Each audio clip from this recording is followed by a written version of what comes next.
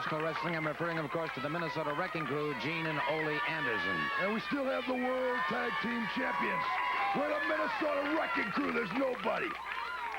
Ole and myself are going to take on all challenge. We don't care who they are.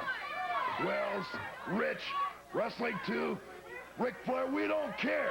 Because we're still the Minnesota Wrecking Crew, the world champions. You know, we've been gone for a little while, and we've been traveling all over the world. We come back to Atlanta looking once more for the great talent that Atlanta always has. We're looking for some great competition. As he mentioned, Tommy Riches and the Ric Flairs, the Wrestling Number 2s, or the Steve-O's, or maybe even a couple of kids like we see up here in the ring, all trying to make a name for themselves. Remember this, we may not be fancy, we may not look pretty like Tommy Rich, we may not have some of the moves and the fancy clothes like a Ric Flair, we may not have all that flash and charisma like a Dusty Rhodes, but there's one thing for sure. We sure as hell can wrestle, and we wrestle better than anybody else in the world. And when you can get two people that can beat us or even come close, you really are doing something. I'd suggest to everybody, you search. Take a look in the Richmond, Virginias or the Columbus, Ohio's. In fact, when I think about that particular town, Columbus, Ohio, you better be looking very close because you might be seeing us real soon. Maybe in another couple of hours you might be seeing us. But wherever, find somebody that's even half as good as we are, and we'll be happy. We're the World Tag Team Champions, the best there is, and there ain't none better. And we're going to show you right now why we are. There you have it, the comments from Ole and Gene Anderson, the Minnesota Wrecking Crew.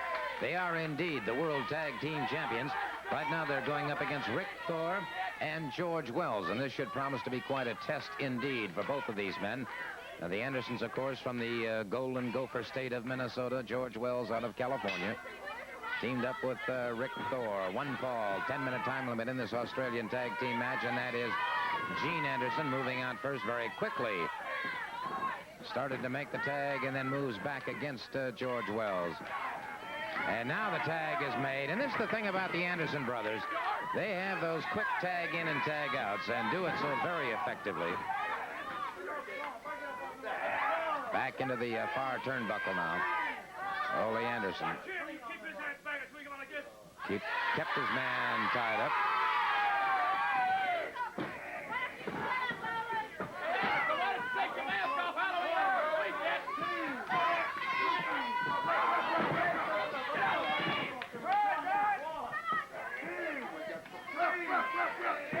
And it's Ole Anderson driving a knee to the midsection, then a forearm to the back of the head of George Wells. A snapmare that takes Wells to the canvas. The tag is made.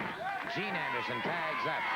And so now they have started their usual strategy, and that's keep their opponent tied up in their corner. They will keep him from tagging just as long as it is humanly possible. And some quick double teaming here, but the tag was made once again. And it's no wonder that they are the World Tag Team Champions with the tremendous skill they have, the great ability of keeping themselves ready and keeping their opponent away from their own corner. Wells has had no opportunity to get over and tag up. Now Wells breaks it up, but Ole Anderson in there on top of him very quickly. Anderson, a hip lock takedown, or a hip toss rather. Wells powers out once again.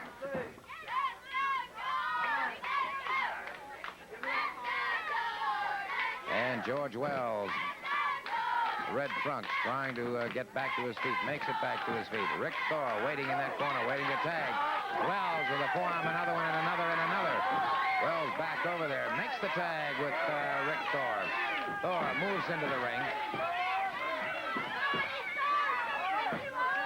You know, the Andersons, Ole Anderson made the comment that they're not very fancy. Let me just tell you something. If you watch them carefully, and that, again, is part of a smoke screen that Anderson will put out so that his opponents may pick up that information. They are one of the smoothest, most professional tag teams that you will ever see. These men are doubly dangerous, but they use psychological warfare as well as tremendous skill and ability in the ring. And you'll note that Anderson, both of them, have utilized a great series of holds. Now, Variation of the arm bar into a quarter Nelson. Now the flat of the foot into the bottom of the rib cage. Tag is made. Gene Anderson moves back into the ring. Gene Anderson. Snap mare on Thor. Back to the canvas.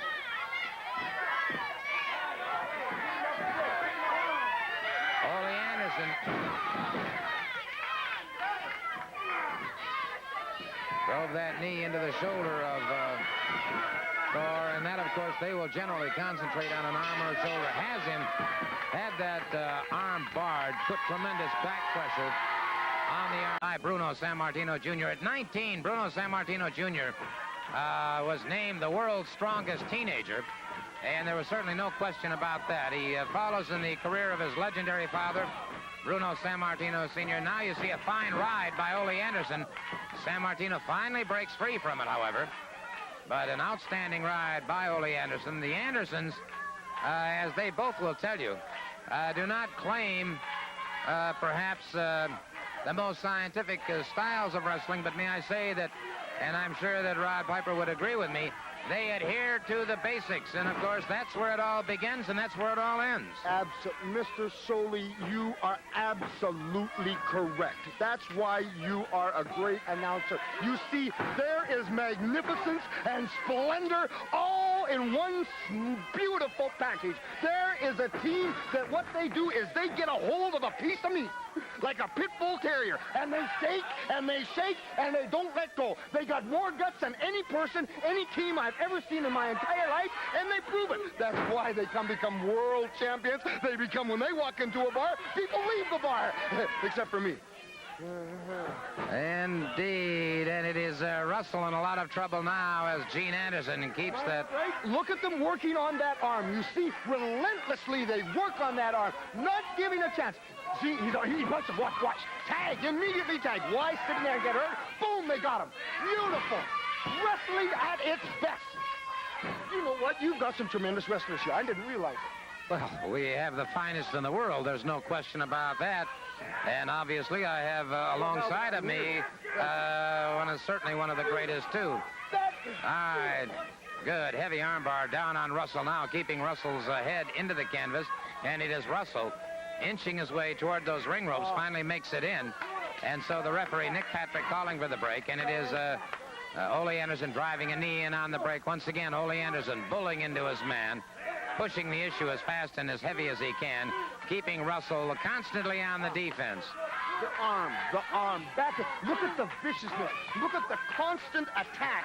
Never a retreat. Constant attack on the same arm. You notice that? I have indeed. Now Gene Anderson makes the tag with Ole Anderson, has him up, traps the arm. Is it the same arm? Full slam on the arm, and you can see now. Gotta be getting sore, right? The muscles, the skin, the cartilage, everything has to be. And now look at Bruno Sammartino Jr. exploding to the midsection of Gene Anderson, has him up. Whoa, he's strong. Presses him up above himself, brings him up high, full body slam, and Anderson in trouble. He is a strong young man, isn't he? He is indeed, and he combines that with a pull arm drag and a drop toe hold that brought Gene Anderson back to the canvas again. Anderson fires him into his brother, Ole Anderson. Ole Anderson makes the tag and steps into the ring. Well, there's no question about the teamwork capability of the Anderson brothers. If they didn't have the great teamwork they have, they could not be the world champions that they are. You are absolutely right. And it is Anderson again, using that elbow very effectively. Russell makes the tag, and as Russell steps into the ring, it is Ole Anderson right on top of him, drives him into the knee of Gene Anderson. Immediate attack. You notice that? Immediate vicious attack. What are they doing now? On the same arm, still on the same part of the body. Unbelievably great. Unbelievably great. Right down on that arm again, and it is Russell. Now, the deltoids have to be really suffering here. Look at that. Did you see the red on the arm? You see relentless punishment like pit bull terrier. I love it. Whoa. Get him. Beautiful. And so, Piper becoming somewhat hyper as he watches the Anderson brothers in action here. And I might say that they are beginning to slowly and systematically demolish this man, Bob Russell. Now, the only way out for him is the ropes. That's the only way out for that man is the ropes. Step over, and It is Russell just in intense pain now. Referee Nick Patrick checking again. I wish the cameraman could get a close-up of that arm. If you could see the red on that arm from constant punishment. Please get a close-up of that arm. Fantastic. And it is... It's beautiful to watch poetry in motion, is it not, Mr. Soley? Like watching me. All right, Ole Anderson up on that top rope, comes down, drives that knee into the arm of Bob Russell, and Russell now. Is that the same arm? It is indeed. It is all but over. This, of course, a favorite tactic of the Anderson brothers. Have used it consistently over the years and very successfully, I might add. Mr. Soley, you're as good an announcer as I am a wrestler, sir. Indeed. Rod Piper, who has been lending his comments to the matches today, and may I say that he certainly adds an interesting new dimension to professional wrestling in regards to his commentary. Be very interesting to see him in action in the ring one day. Right now, though, let me take a moment to talk to the World Tag Team Champions, and my congratulations, gentlemen, a very, very fine match. That's right. We're still the world's champions. And our wrestling is just what we do. Wrestle. The Minnesota Wrecking Crew, and I don't care who wants to wrestle. Only myself. You know, Gordon, everybody like to be the world champion. Everybody like to be on the top of the heap. But we are on the top of the heap. And we're there because we're better than anybody else. You get Mr. Rich and Mr. Hansen if they ever make it by some other people. You even put that big red in, the big troubleshooting referee, and that wouldn't stop us. I tell you this, the challenge is issued usually by the contenders. Well, this time you're going to listen to the champions issue a challenge. Anybody, whether it's the Omni or Columbus, Ohio, Huntington, whether it's Richmond or Norfolk or Charlotte, you get somebody good enough. Come on after us. Till next week, so long.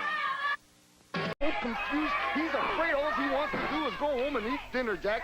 But he's got enough guts at least not to give up. I got to give him that much credit. Any man who has the courage to step into that squared circle has to be in an elitist area, because the pain, the punishment, the self-discipline, and the self-sacrifice that's involved in professional wrestling is not equaled by any other sport. Absolutely. You give them all the most utmost. When I sit here and talk, you know, I am athlete supreme in wrestling, but all these fellas here, compared to somebody on the street, compared to even your baseball, your football players, they have courage unbelievable. Courage galore, brother. Whoa, what a blow that was. That forearm could be heard all over the TV Sports Arena here at Channel 17, Super 17. May I just say that it is Anderson once again utilizing that front chancery. Of course, that does give him an opportunity to swing over to that left arm, and the Anderson brothers are infamous, if you will, for their punishment of the left arm and the step over on the left arm to force a concession. Absolutely. Very good. Oh, nice cradle, going for the 3. 1. Oh, good official. You see, that's the second time that's happened. Partial banana split here by Ole Anderson as he's bulldogged the head and the near leg and has those shoulders down. A basic wrestling hold. Back to the basics, and that's exactly what Anderson did.